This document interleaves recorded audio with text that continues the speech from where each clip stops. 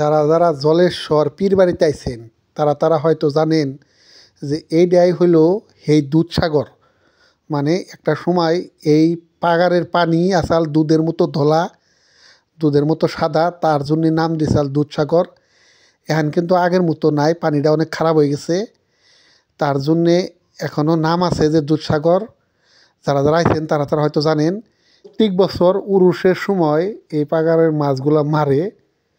আর এইবার তো আপনারা জানেন যে উরুষ হবে না, উরুষের পরিবর্তে হবে বিরাট ধর্মসভা। ধর্মসভাটা হবো 2025-এর জানুয়ারি মাসের 22 তারিখ আর বাংলা মাসের মাঘ মাসের 8 তারিখ।